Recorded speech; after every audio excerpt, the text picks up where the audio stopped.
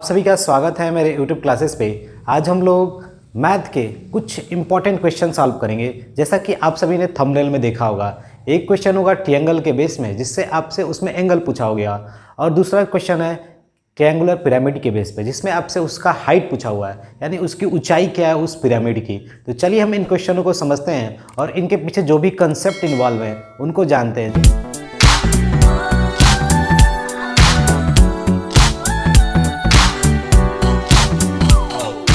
देखिए पहला क्वेश्चन क्या है कि एक ट्रायंगल है पी क्यू आर, उसमें पी पे एंगल बना हुआ है 120 डिग्री, और यहाँ पे एंगल जो पी से एक परपेंडिकुलर पड़ा है इस क्यू आर पे, यहाँ पे 90 डिग्री, यहाँ पे 90 डिग्री, यानी पी ने पी एस एक परपेंडिकुलर है क्यू आर पे, ये दिया हुआ है। और आपसे पूछा है एंगल क्यू क्या होगा, यानी जो एंगल क्यू है ना इसकी वैल्यू क्या होगी। ठीक है, तो आप इजिली अगर कुछ तरीके लगाते हो, अगर सोचते हो, लेकिन एक कंडीशन भी दिया है P Q plus Q S equal to S R, यानी ये कंडीशन दिया है तो इस कंडीशन का मीनिंग है, ये कंडीशन बिना मीनिंग का नहीं दिया है, यहाँ पर कुछ कंडीशन का मतलब है तभी ये दिया हुआ है।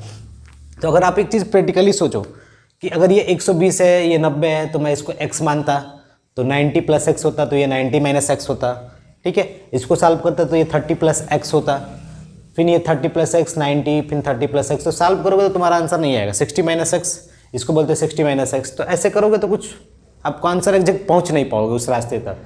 तो उस समय आप इस कंसेप्ट का थोड़ा यूज करोगे, जो ये लिखा है ना P Q plus Q S equal to S R. ठीक है, यानी पी क्यू को जोड़ा, क्यू एस को जोड़ा तो हमें एस आर मिला।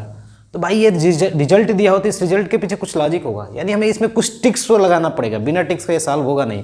तो कुछ ऐसे भी ज्योमेट्रिक क्वेश्चन होते हैं जिसमें हम खुद कुछ कंस्ट्रक्शन करते हैं, यानी कुछ उसमें हम करते हैं जिसके कारण वो सॉल्व होता है। तो देखो यहाँ पर क्या है कि यहाँ पर एक 120 डिग्री है, तो इसका मतलब ये एक डिग्री बड़ा है, अमाउंट जितना बड़ा है उतना ये साइड भी क्या होगा, बड़ा होगा। और यहाँ पर आप देख रहे हो कि परपेंडिकुलर पड़ा है, ठीक है, 90 डिग्री है। तो यहाँ पर आप थोड़ा ध्यान से देखोगे कि अगर मैं इस क्यू एस, जो ये आपका क्यू एस है ना, इस क्यू एस के साइज का अगर मैं इधर एक कटिंग लगा दूँ ऐसे, ठीक है, इस साइड में एक कटिंग लगा दूँ उसी के बराबर जस्ट, जैसे मान लो यहाँ पर मैंने एक टी पॉइंट्स ले लिया, that is Q S equal to S T, या आप जो भी आपकी इच्छा हो आप एक्स भी ले सकते हो। ठीक है, एक्स नाम का एक पॉइंट लिया, यहाँ पर मैंने एक कटिंग लगा दिया, Q S equal to S two, मैंने बोल दिया ये जो क्यू एस है वो एस टी के बराबर है, मैंने उसका कटिंग लगा दिया। ठीक है, और उसके बाद मैंने इस पी से इसको मिला दिया, ऐसे ज्वाइंट कर दिया। ठीक है, ऐसे अब मैंने इसको ज्वाइंट कर दिया, बातें क्लियर।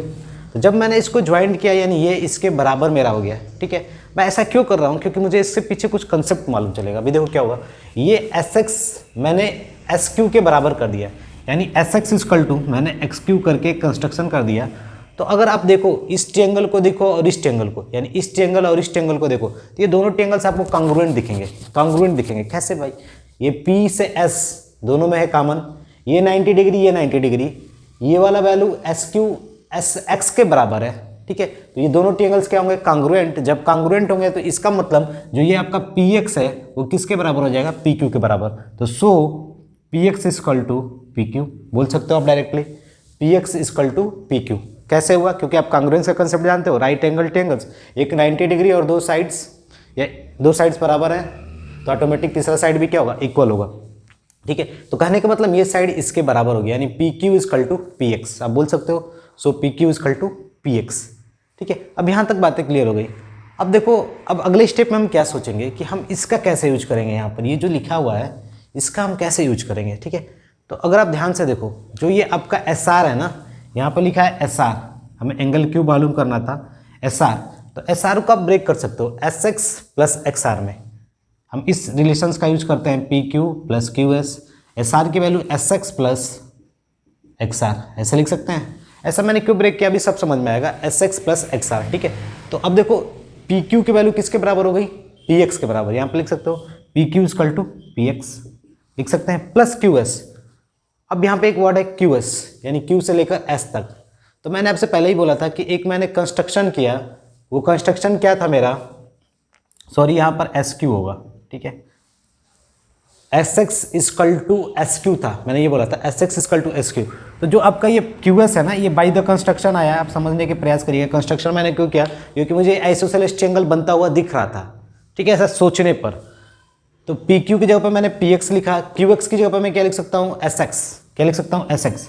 ऐसे ही मैंने लिखा तो ये रिलेशंस पे आपको मिला कि एस एक्स कैंसिल हो गया, यानी P X equal to X R, P X की वैल्यू किसके बराबर हो गई, एक्स आर की वैल्यू।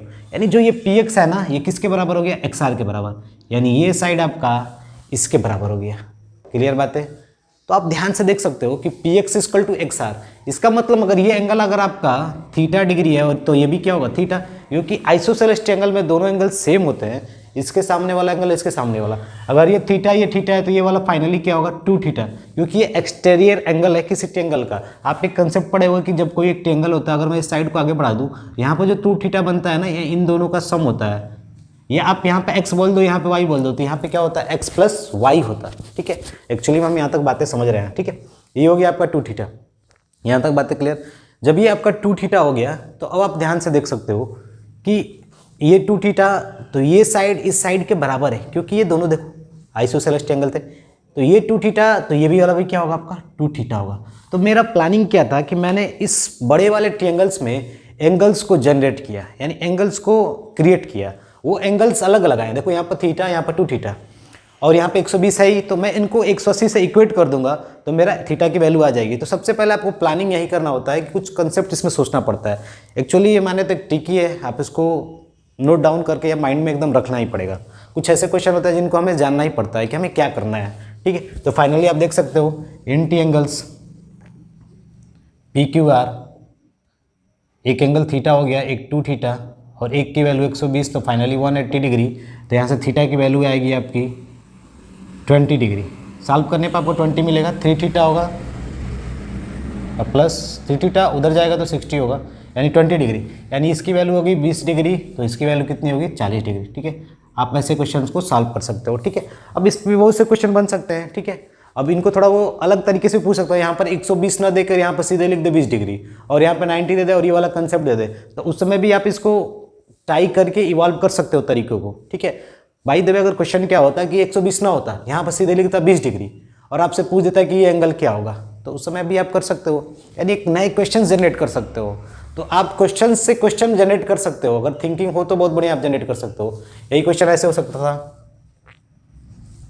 आप ऐसे कर दो, यहाँ पे एंगल पूछ देता आपसे। ठीक है, और ये वाला एक परपेंडिकुलर ऐसे होता ही। ठीक है, 90 डिग्री क्यू पी आर, और यहाँ पे क्या होता है आपका 20 डिग्री देता, और वही कंडीशन बोल देता P Q plus Q S equal to S R, ये वाला कंडीशन आपसे बोल देता। तो बस आपको ये कंडीशन जैसे ही मिला ना, P Q plus Q S equal to S R, तो आप सोचो कि मैं कुछ आइडिया लगा के ऐसे करता, फिर वही एक कंसेप्ट इवॉल्व फिर यहाँ पे होता। ठीक है, तो आपको जानकारी मिलती कि ये वाला साइड इसके बराबर है। ठीक है, तो यही सब आपको आइडिया लगाना होता और आप फाइनली सॉल्व कर लेते। ठीक है, तो सेकंड क्वेश्चन, यहाँ पे एक क्वेश्चन दिया हुआ है जो उसमें कि एक पिरामिड्स है। ठीक है, और ये पिरामिड्स का जो बेस है इक्विलेटरल ट्रायंगुलर पिरामिड है। ठीक है, तो आप देखोगे कि जो इसका बेस है ना इक्विलेटरल है, तो इक्विलेटरल में कितने साइड है, 1 2 3। अब इन्हीं के ऊपर क्या बनेगा, एक कर्व सरफेस बनेगा। तो देखो पहला कर्व सरफेस, फिर एक इधर वाला कर्व सरफेस, और फिर एक फ्रंट में होता है। अगर आप ट्रायंगुलर पिरामिड्स देखोगे ना तो उसमें 4 सरफेसेस होंगे, एक बॉटम वाला, अगर ट्रायंगुलर बेस होगा तब एक बॉटम वाला, एक इधर वाला, फिर एक इधर वाला, एक फ्रंट वाला। ठीक है, ऐसे 3 बनेंगे, क्योंकि यहाँ पर देखो एक ये देगा, एक ये देगा, एक ये देगा, यानी 4 सरफेसेस क्रिएट होंगे उसमें। ठीक है, तो ये कर्व सरफेस है, और नीचे वाला तो आप जानते हो बेस एरिया होगा। ठीक है, तो जो बेस का एरिया है वो ये रहा, यानी बेस एरिया ये रहा। एरिया ऑफ लेटरल फेस, यानी लेटरल मतलब ये फेस, ये फेस, ये फेस, ये सभी लेटरल फेस है, फ्रंट वाला भी लेटरल फेस है। ठीक है, तो इनका एरिया दिया है 30 सेंटीमीटर स्क्वायर। तो आपसे पूछा है हाइट बता दो, इस पिरामिड का हाइट क्या होगा, यानी पिरामिड का हाइट क्या होगा। तो आप थोड़ा सा कुछ बेसिक कंसेप्ट जानते होंगे कि जो ये आपका लेटरल फेस है ना, इस लेटरल फेस का हम एरिया निकालते हैं। एक लेटरल फेस एक ट्रायंगल की तरह है, एक्चुअली में आपको दिख रहा होगा। ठीक है, अब ये ट्रायंगल की तरह, तो उसका एरिया निकालने के लिए आप पढ़े हुए कि जो लेटरल फेस होता है, अगर मान लो ऐसे लेटरल फेस है, ये बेस है और यहाँ पे एक हाइट होता है, तो इसको बोलते हैं लेटरल हाइट। क्या बोलते हैं, लेटरल हाइट। ये उस लेटरल फेस का हाइट है, न कि इस पिरामिड का हाइट है। पिरामिड का हाइट क्या होगा, एक्चुअली जो ये आपका पिरामिड ऐसे बनता है ना, ऐसे पिरामिड आपका बन रहा है, तो इस पिरामिड का हाइट ये होता है एक्चुअली ऐसे। ठीक है, जस्ट ऐसे होता है। ठीक है, ऐसे आपका पिरामिड का हाइट होता है। ठीक है, ये रहा आपका ये बीचों बीच वाला ये पिरामिड का हाइट ऐसे। ठीक है, तो वो होता है। ठीक है, तो आप कंफ्यूज मत होइएगा, ये इस लेटरल फेस का हाइट है, वो लेटरल फेस में होता है। ठीक है, जो ये लेटरल फेस है यानी क्षैतिज जो फेस बोलते हैं। ठीक है, तो अब देखो हम क्या करेंगे इसमें, बेस एरिया आपका ये है, तो बेस एरिया क्या है भाई, इक्विलेटरल है, तो इसको किससे कंपेयर कर देंगे, इक्विलेटरल ट्रायंगल के एरिया से। तो फाइनली √3 से √3 कैंसिल, 4 इधर गया, तो ए की वैल्यू कितनी आ जाएगी आप यहाँ पे देख सकते हो, ए की वैल्यू आपकी आ जाएगी 8 सेंटीमीटर। ठीक है, समझ रहे हो बात को, ए स्क्वायर, ये 4 इधर जाएगा तो 64, तो ए की वैल्यू क्या होगी 8, 8 8 64। ठीक है, यानी आपका साइड कितना आ गया 8, तो 8 यहाँ पर लिख लो। ठीक है, अब लेटरल फेस का एरिया दिया है 30 सेंटीमीटर का, तो मैंने बताया जो ये लेटरल फेस है ना, यहाँ पर तो आपको ये फिगर मान लो 2D टाइप में दिख रहा है, अगर बढ़िया से आप 3D में देखते तो ये ट्रायंगल होता है ऐसे। ठीक है, तो इस ट्रायंगल में क्या होता है कि ये बेस की तरह तो काम करता है, ये भी बेस होता है, इस लेटरल फेस का बेस ये होता है, तो इस पर जो हाइट होता है ना ऐसे परपेंडिकुलर ऐसे। ठीक है, इसमें थोड़ा कन्फ्यूजन लग रहा होगा परपेंडिकुलर, लेकिन एक्चुअली में ऐसे समझिएगा, तो जो ये हाइट होता है ना, इस हाइट को हम निकाल सकते हैं। तो कैसे, तो देखो लेटरल फेस है ना 30 सेंटीमीटर स्क्वायर, तो 30 सेंटीमीटर स्क्वायर किसके बराबर हो जाएगा आपका, तो हाफ बेस, बेस कितना हो गया 8 इंटू हाइट, हाइट ही एक्चुअली हाइट होता है, आपको थोड़ा कन्फ्यूजन लग रहा होगा। ठीक है, क्योंकि ये फिगर इसमें 2D में बना है ना, अगर 3D में बनता तो ज़बरदस्त बढ़िया हाइट दिखता। ठीक है, ये हाइट, तो यहाँ से आप सॉल्व करते हो 4, तो ये आपको होता 15/2 हाइट, ये किसका हाइट होता है आपका, तो ये हाइट होता इस लेटरल फेस का हाइट होता है। इसी तरह सभी लेटरल फेस का हाइट क्या होता 15/2, क्योंकि ये इक्विलेटरल्स पिरामिड्स के लेटरल सरफेसेस है, ये वाला जब बेस सेम है तो एरिया भी इनका क्या होगा, लेटरल फेसेस का सेम होगा। ठीक है, तो ये आपको यहाँ तक समझ में आ गया। अब बात आती है कि हम कैसे निकालेंगे भाई इस पिरामिड का हाइट। अब हमें निकालना है हाइट, इस ट्रायंगुलर पिरामिड्स का हाइट निकालना है। तो आखिर इस ट्रायंगुलर पिरामिड का हाइट अगर समझना है तो सबसे पहले आप एक पिक्चर देखो, आपकी स्क्रीन पे एक पिक्चर दिख रहा होगा, उस पर क्या होगा कि एक ट्रायंगुलर बेस होगा और उसके साथ साथ उस पर कर्व सरफेसेस यानी लेटरल सरफेसेस होंगे उस ट्रायंगुलर पिरामिड्स के। तो उसमें आपको हाइट थोड़ा आइडिया लगेगा कि हाइट होता क्या है, तो आप एक्चुअली ध्यान से देखोगे ना तो हाइट ऐसे होगा उसमें। ठीक है, ये पिरामिड्स का हाइट होगा, और जो ये आपका ऐसे है ना ये एक इन रेडियस होगा, क्योंकि आप जानते हो जो ये नीचे बेस है ना ये इक्विलेटरल बेस है, तो आप इसमें एक सर्कल ऐसे बनाते हो तो यहाँ पे इन रेडियस मिलेगा, फिर यहाँ पे एक इन रेडियस मिलेगा, फिर एक इन रेडियस ये मिलेगा। तो इसी इन रेडियस पे जैसे ही एक और, जैसे कि एक ये मान लो कि ये बेस हो गया पिरामिड्स का, तो इसके ऊपर एक ऐसे करके एक लेटरल फेस है, तो उस लेटरल फेस का एक हाइट भी है, तो वो हाइट ऐसे आएगा, जस्ट ऐसे आएगा, आप ध्यान से देखोगे तो ऐसे हाइट आएगा, जैसे मैंने मार्कर किया है ये हाइट आएगा। तो यहाँ पे जो ये होगा ना ये ऐसे परपेंडिकुलर, ये वाला क्या होगा इस पिरामिड्स का हाइट होगा। यहाँ पर 3D व्यू नहीं बन पा रहा है, लेकिन आप पिक्चर में देखोगे ध्यान से तो आपको समझ में आएगा। तो उसमें ये आपको समझ में आ रहा होगा जो पिरामिड का हाइट है ना ये जस्ट परपेंडिकुलर होगा, और ये क्या होगा बेस, और जो ये लेटरल फेसेस है उनका जो ये हाइट होगा ये हाइपोटेनस की तरह काम करेगा, हाइपोटेनस की तरह। ठीक है, हाइट का फार्मूला में समझ गए, यानी height in radius square, in radius किसका, इसके अंदर एक सर्कल ऐसे फॉर्म होगा।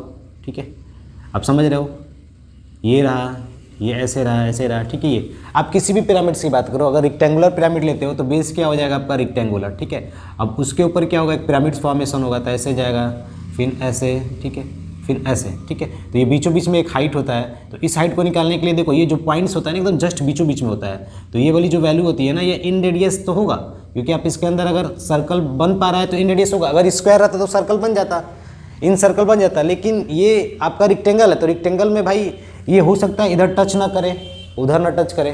ठीक है, लेकिन स्क्वायर रहता तो हम बोल देते हैं कि ये वाला जो आपका इन रेडियस होगा जो इसके सर्कल बनाए इस स्क्वायर के अंदर, तो क्या होता है साइड का आधा होता है। ठीक है, जनरली हम ये बोलते हैं, लेकिन अगर प्रैक्टिकली मैं बोलूँ तो अगर ये स्क्वायर पिरामिड्स है तो ये आधा हो जाता है। ठीक है, S/2, और यहाँ पर क्या होता है जो ये फेसेस ऐसे गया है, ऐसे जो फेस गया होगा उसका वो हो जाता है लेटरल हाइट। ठीक है, उसके बाद ये पिरामिड का हाइट, तो pyramid height plus R square यानी जो ये S/2 होगा equal to lateral height square. ठीक है, तो यहाँ पर वही कहानी होगी, यानी हम हाइट किसका लेंगे, यहाँ पर हम हाइट लेंगे आपका इसका, यानी स्लेंट हाइट, लेटरल हाइट, यानी जो ये लेटरल फेस है ना उसका हाइट, अब स्लेंट हाइट बोल दो, R स्क्वायर यानी इन रेडियस स्क्वायर, और प्लस क्या हो जाएगा आपका पिरामिड हाइट स्क्वायर। ठीक है, यानी पिरामिड के हाइट का हम स्क्वायर ले लेंगे। ठीक है, तो यहाँ पर इन रेडियस क्या होगा, तो इन रेडियस आप ध्यान से देखो, तो इन रेडियस अगर आपको निकालना है तो इस साइड की वैल्यू क्या है 8, तो आप पढ़े जब भी इक्विलेटरल ट्रायंगल होता है अगर उसके अंदर कोई सर्कल बन गया तो उसका इन रेडियस का फार्मूला होता है a/2√3। अगर नहीं पढ़े हो तो इसका डेरिवेशन भी होता है, आप देख सकते हो 8/2√3 यानी 4/√3।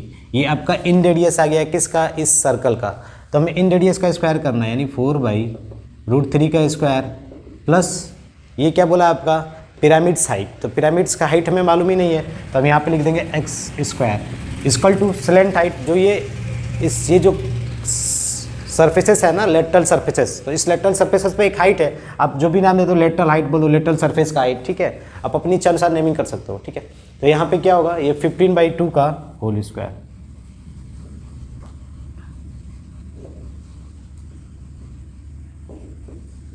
अब ये इधर आएगा तो सॉल्व करेंगे तो हमें क्या मिलेगा,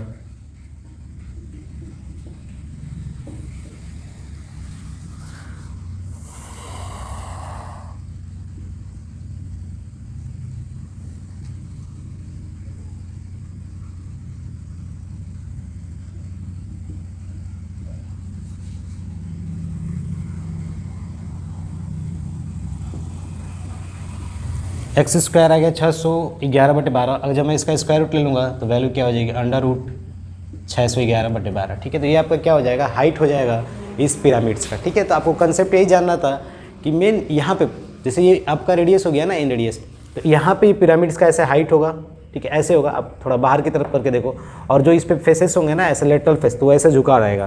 तो एक देखो यहाँ पे एक ट्रायंगल्स का फॉर्मेशन होगा जो कि राइट एंगल ट्रायंगल होगा, तो ये वाला ऐसे आएगा, तो ये एक हाइपोटेनस की तरह काम करेगा, हम बोल सकते हैं लेटरल हाइट, यानी लेटरल सरफेस का हाइट है, ठीक है, लेटरल फेस का हाइट है। और यहाँ पे क्या हो गया, हाइपोटेनस का हाइट, सॉरी पिरामिड का हाइट, और ये इन रेडियस, ठीक है। इसी प्रकार आप स्क्वायर पिरामिड में भी देख सकते हो, ठीक है। स्क्वायर पिरामिड में क्या होता है, ये बीचों बीच वाला पॉइंट हो जाता है आधा। अब रेक्टेंगुलर पिरामिड में आता है तो उसमें भी हम आधा करते हैं, ठीक है। आते क्लियर। रेक्टेंगुलर पिरामिड की बात करोगे ना, तो जब रेक्टेंगुलर पिरामिड आप टेक करोगे तो अगर ये अब बीचों बीच, जैसे मान लो ये रेक्टेंगल हो गया, तो अगर आप ये बीचों बीच वाला पॉइंट ही होता है, जनरली बीचों बीच वाला पॉइंट ही आपका ये पिरामिड्स का हाइट होता है, और इसके ऊपर क्या होगा, ऐसे इस लेटरल फेस का हाइट होगा, लेटरल फेस का हाइट होगा। तो ये हाइट इस वाले साइड के लिए होगा, और ये वाला हाइट इस वाले साइड के लिए ऐसे होगा। तो आप देखोगे ना, अगर ये बेस रेक्टेंगल है, ठीक है, अगर ये बेस रेक्टेंगल है, अगर मान लो ये 12 है, ये 10 है, तो जो ये हाइट होगा ना, तो 12 के लिए अलग आएगा और 10 के लिए भी हाइट क्या आएगा आपका अलग आएगा। तो उस समय आप सॉल्व करोगे ना, तो ये वाला आपका रेडियस की तरह हम जो ट्रीट कर रहे थे वो हो जाएगा। तो ये वाली दूरी आपकी, अगर मान लो x है, तो ये वाली दूरी क्या होगी, y होगी, और x की वैल्यू कितनी होगी आपकी मालूम ही है, ये पूरा 12 का है ना, तो ये 6 हो जाएगा, क्योंकि आधा दूरी लेता है, बीचों बीच होता है। स्क्वायर पिरामिड्स और रेक्टेंगुलर पिरामिड में जो हम जैसे यहाँ पर रेडियस टेक कर रहे थे ना, उसी तरह यहाँ पे जो ये पिरामिड्स का हाइट होता है वो एकदम बीचों बीच होता है। तो अगर यहाँ से यहाँ तक अगर आप 6 ले रहे हो, और ऐसे इसका ये इस पे जो फेसेस बने हुए हैं, जैसे मान लो ये फेसेस ऐसे होगा, तो इसका जो ये हाइट होगा ना, ये ऐसे आएगा, और पिरामिड का हाइट ऐसे। तो आप दोनों तरफ से सॉल्व करोगे तो आंसर आपका सेम ही आएगा, ठीक है। बातें क्लियर। चाहे आप ऐसे निकाल लो पिरामिड का हाइट, चाहे ऐसे निकाल लो, ये y की वैल्यू कितनी हो जाएगी, y की वैल्यू 5 हो जाएगी, क्योंकि बीचों बीच वाला पॉइंट होगा, ठीक है। तो बस आपको यही जानना था कि स्क्वायर पिरामिड में तो इजीली है, क्योंकि सभी साइड इक्वल हैं। तो इधर से अगर मान लो ये 10 का साइड है, तो ये 5 का, ये भी क्या होगा 5 का होगा। तो आज के लिए बस इतना ही, मिलते हैं अगले क्लास में, तब तक के लिए धन्यवाद। अगर आपने मेरे इस चैनल को सब्सक्राइब नहीं किया है तो एक बार सब्सक्राइब जरूर करें।